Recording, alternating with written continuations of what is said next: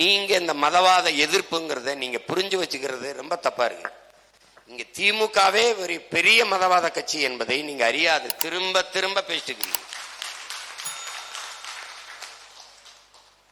நாளைக்கு மாநாடு போடுற மதங்களை விடு மரங்களை நடுன்னு நீங்க என்னைய தேடாம நீ சிறுபான்மை இஸ்லாம் நீ சிறுபான்மை கிறிஸ்தவன் நீ சிறுபான்மைன்னு சொல்றது யாரு? ஐயா ஸ்டாலின். ஸ்டாலின் ஐயா எதை வச்சு உங்களை சிறுபான்மைன்னு சொல்றாரு? நீங்க என்ன கேட்கணும்? நீங்க யாருங்க ஐயான்னு கேட்டிருக்கணும். யாராவது கேட்டீங்களா? இங்க இருக்க ஒரு கிறிஸ்தவன் ஒரு இஸ்லாமிய யாராவது நீங்க யாருங்கயா? நாங்க சிறுபான்மையாயி நீங்க சிறுபான்மையா பெரும்பான்மையா? நீங்கள் சிறுபான்மை அப்படின்னா நான் பெரும்பான்மை. நான் எதுல பெரும்பான்மை? எதுல பெரும்பான்மை? மொழி இனத்திலையா மதத்திலையா? மதத்தால நான் இந்து நான் பெரும்பான்மை என்ற எண்ணத்தில் தான் அவர் உங்களை சிறுபான்மைங்கிறார். அப்ப நான் இந்து என்ற எண்ணத்தில் இருக்கிற நான் எப்படி மதவாதத்துக்கு எதிரானவன்? யாராவது சொல்லு.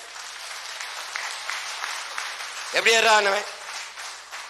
தேர்தல் வரும்போது எங்க கட்சியில் 90 விழுக்காடு இந்துக்கள் தான் என்று சொன்னது சீமானா ஸ்டாலினா? 90 விழுக்காடு இந்து 100 விழுக்காடு இந்து பிஜேபி, 90 விழுக்காடு இந்து திமுக. இதுல என்ன வேறுபாடு? அந்த 10 விழுக்காடு தான் கிறிஸ்தவ இஸ்லாமிய. 10 விழுக்காடு வருகிற மைபா சேசாஸ் கிறிஸ்தவன், இந்த இமாயின் முஸ்லீம், இவர் இந்து. அப்படி வருகிற மனிதனை நீ மானுடனா பார்க்காம அவனை மதத்தாலே நீ பார்த்துக்கிட்டு இருந்திருக்கா நீ எவ்வளவு பெரிய அயோக்கிய பைய, எவ்வளவு பெரிய திருட்டு பைய. நீ என்ன பேசுன?